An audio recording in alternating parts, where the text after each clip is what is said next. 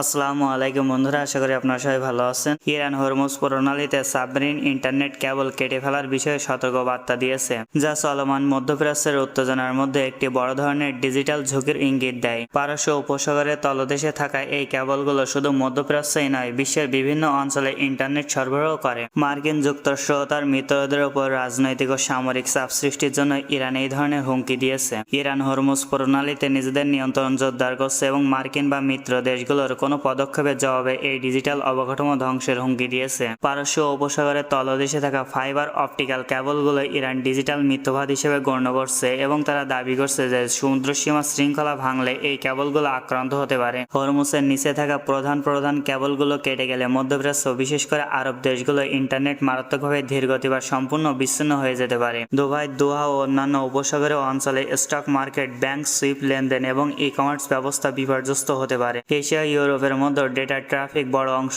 এই রুট দিয়েই যায়, তাই বিশ্বজুড়ে ইন্টারনেট গতি কমে যেতে পারে। সংযুক্ত আরব আমিরাত ও সৌদি আরবে থাকা মাইক্রোসফট এবং ডেটা সেন্টারগুলো ক্ষতিগ্রস্ত হতে পারে। ইরান ঘনিষ্ঠ সংবাদ মাধ্যমের মতে এই পদক্ষেপের ফলে পারস্য উপসাগরীয় আরব দেশগুলো সবচেয়ে বেশি ক্ষতিগ্রস্ত হবে। তাদের ডিজিটাল অর্থনৈতিক, আকাশপথের যোগাযোগ এবং ব্যাংক ব্যবস্থায় বড় ঝুঁকির মুখে পড়বে। কাতার, সংযুক্ত আরব আমিরাত, বাহরাইন, সৌদি আরব তাদের ডিজিটাল যোগাযোগ ব্যবস্থার জন্য এই কেবলগুলোর উপর নির্ভরশীল। তারা সংযুক্ত আরব আমিরাত সম্প্রতি যুক্তরাষ্ট্রকে সতর্ক করে বলেছেন, চলমান ইরান যুদ্ধের কারণে যদি তাদের ডলারের তারল্য সংকট দেখা দেয়, তবে তারা তেলের দাম ডলারের নির্ধারণের পরিবর্তে চীনা ইউয়ান বা অন্যান্য মুদ্রায় নিতে বাধ্য হতে পারে। এটি যুক্তরাষ্ট্রের জন্য একটি বড় ধরনের ধাক্কা। পেট্রোডলার ব্যবস্থা 1970-এর দশক থেকে বিশ্বজুড়ে তেলের লেনদেন ডলারে হয়ে আসছে, যা ডলারকে বিশ্বের প্রধান রিজার্ভ কারেন্সি হিসেবে টিকিয়ে রেখেছে। বড় কোনো তেল উৎপাদনকারী দেশ ইউয়ানের লেনদেন শুরু করলে এই আধিপত্য ভেঙে পড়বে। তেলের চাহিদা ডলারে না থাকলে বিশ্ববাজারে ডলারের চাহিদা কমবে এবং এর ফলে মার্কিন যুক্তরাষ্ট্রের ঋণ নেওয়ার ক্ষমতা কমবে এবং তাদের অভ্যন্তরীণ মুদ্রাস্ফীতির চরম পর্যায়ে পৌঁছাতে পারে। চীন বর্তমান বিশ্বের বৃহত্তম তেল আমদানিকারক। আমিরাত ইউয়ানে তেল বিক্রয় শুরু করলে চীন বিশ্ব অর্থনীতিতে আরও শক্তিশালী অবস্থানে চলে আসবে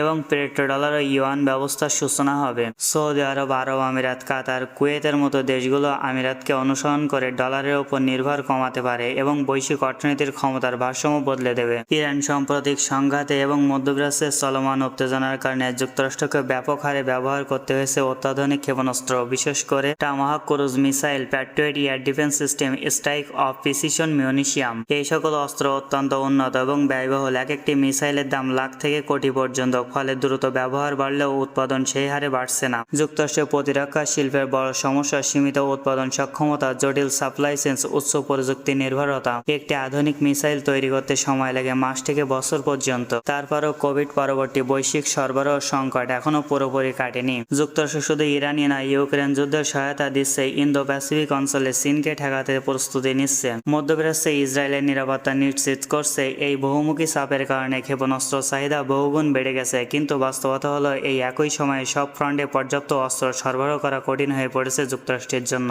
বিশেষজ্ঞদের মতে যে ঘাটতি তৈরি হয়েছে তা পূরণ করতে 2 থেকে 5 বছর পর্যন্ত সময় লাগতে পারে। সব মিলে ইরানকে ঘিরে সংঘাত শুধু আঞ্চলিকই নয়, এটি এখন বৈশ্বিক শক্তির ভারসাম্য বদলে দেওয়ার মতো একটি ইস্যু। যুক্তরাষ্ট্রের মতো শক্তিধর দেশও যখন অস্ত্র সংকটে পড়ে, তখন বোঝাই যায় এই যুদ্ধের প্রভাব কতটা গভীরে। এই বিষয়গুলো নিয়ে আপনাদের কি মতামত জানিয়ে দেবেন। আপনাদের গুরুত্বপূর্ণ মতামত। আজকের মতন বিদায়, দেখাবে নতুন কোনো ভিডিওতে আবার। আল্লাহ হাফেজ।